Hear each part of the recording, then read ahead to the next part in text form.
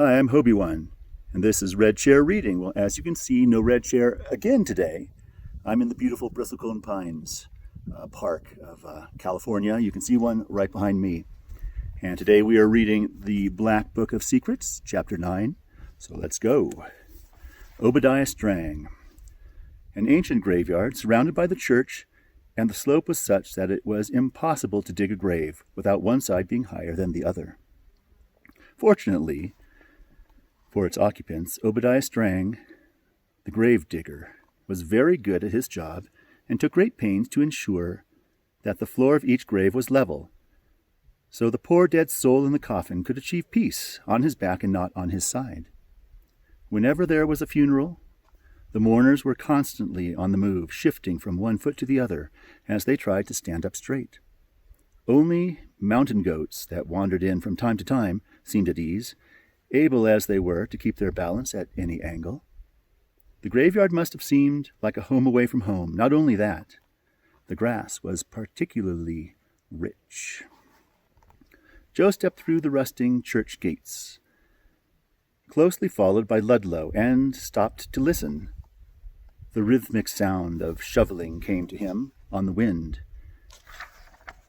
and when he looked down the slope between the headstones, he saw Obadiah Strang, hard at work digging a hole. Stooped even as a youngster, Obadiah had finally reached the age that his bent back had always suggested. He looked like a man who dug holes for a living, and over the years his hands had fixed themselves into the shape of the handle of his shovel.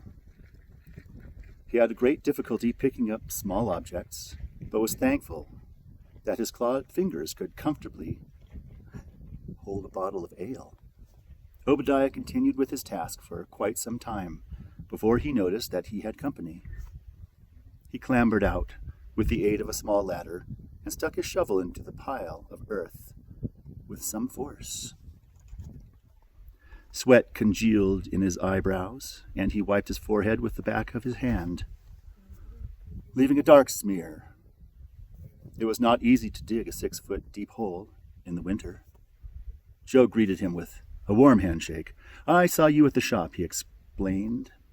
"Ah," said Obadiah gruffly, "you're the pawnbroker. Well, I'll tell you now. You'll get no business from me. I've little more than the clothes I stand up in."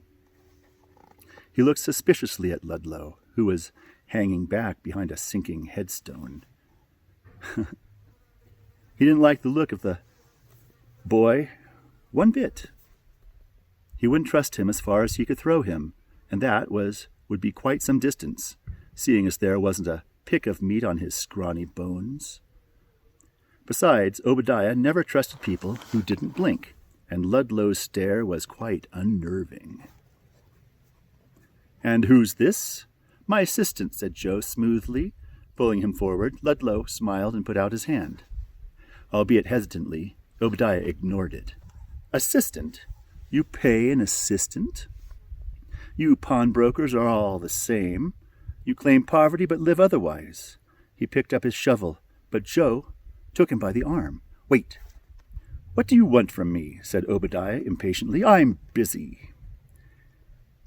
Here's the part where I go, "Hey, could you please boop the like button?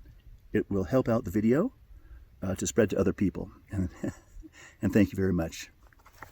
I appreciate you. Joe stared hard into Obadiah's tired eyes. Obadiah wanted to look away, but for some reason he couldn't. His ears filled with a soft noise, like the sea on a rocky shore. And he felt his knees tremble. His fingertips were starting to tingle. Ludlow watched in surprise as the gruff old man seemed to soften and relax. "You look like a man with a story to tell," said Joe slowly. "Why not come up to the shop tonight? At midnight. No one need know." Obadiah struggled to get the words out. "Perhaps I will," he said. "But perhaps I won't." "Until then," replied Joe, as if his invitation had been accepted, and he blinked, breaking the spell, whereupon Obadiah had to steady himself on his shovel. Well, that is the end of Chapter 9. Thank you so much for joining me, and I'll see you again in Chapter 10.